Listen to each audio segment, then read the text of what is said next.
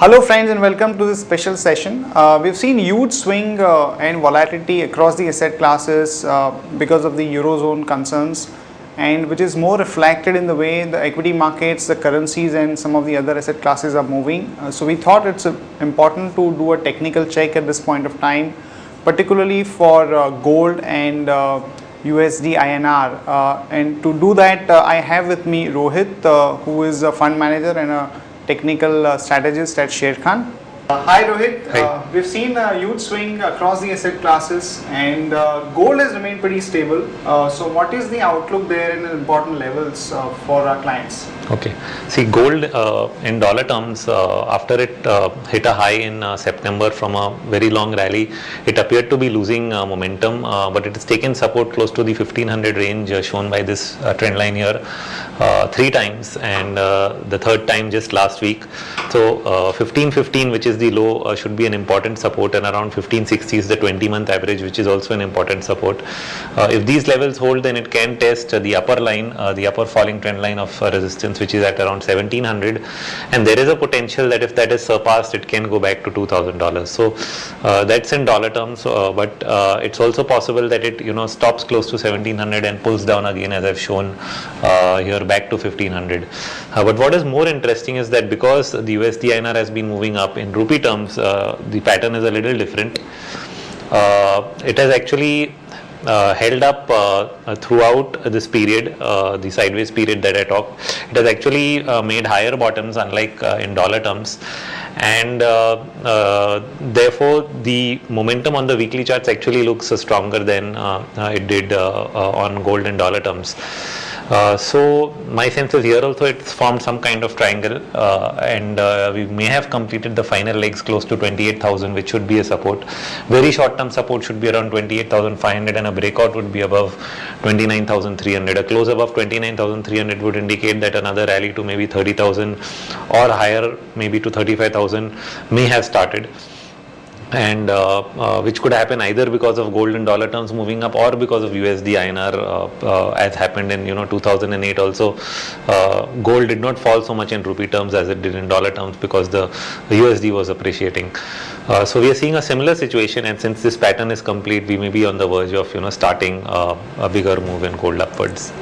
Okay, so what you're saying is that somebody who has a view on USD INR where he expects weakness in the rupee and also a view on dollar, it makes more sense to go for MCX position, because there is going to be a good upside because of the rupee weakening also, and if the global gold prices remain firm, it will reflect there also. So it makes sense to do that, and the risk reward at this point of time is favorable for doing that. Yes, because it's narrowed the range, and therefore the stop losses are very tight, and the risk reward is pretty favorable. Right, okay. And also, if you could also share with us the view on the INR, because we've seen that in the past few days it has actually broken all the supports, and today it's quoting at somewhere around 56.10. So do you think that there is a potential for it to go up much higher, in the sense that weaken further? We look at the chart. Essentially, my sense is that from the low of around 38 it made in 2008, USD started a very long-term up move. For most of 2010-11, it was consolidating, and from the low in the USD INR, from the low in 2011. Started what we call a third wave, which is a large advance. We had one rally which lasted up to December, and then we saw a pretty sharp correction which retraced almost 50%. Now what I've done is I've drawn a channel. The channel shows that the third wave here could go to the upper end of the channel, which is closer to the 60 rupee mark. Okay, the rise that we've seen from the low in February essentially has seen a lot of short-term corrections, and I think that might continue because you do tend to get overbought. This is the RSI indicator showing that we are getting extremely overbought today. So there could be a reaction in the very short term, maybe 2-3 days time frame. But every time it has fallen back, it's taken support, either at the averages or at a falling channel. So in that sense, these and also whenever a previous high is taken out, that also becomes a support. So if there is a short-term correction, we are close to around 50. We are above 56 today. That would take us back to the lower end of the channel, which is at around 53 half. That would be a worst case scenario if it's a very sharp correction. Otherwise, the previous high at 54.20 or the swing low here at around 54.50, these would be key immediate supports whenever there is a correction. But the overall trend, like I said, irrespective, would continue to be up.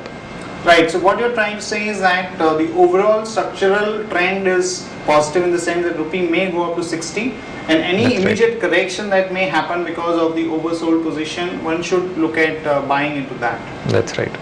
Right. And overall, if you could just quickly give a wrap on the global markets in case you have broad levels, or where do you see particularly US markets, if you have any important levels and outlook there? We've seen a pretty sharp fall in most of the world markets, led by Europe, then Asia, and then lastly US falling for most of the last 2-3 weeks.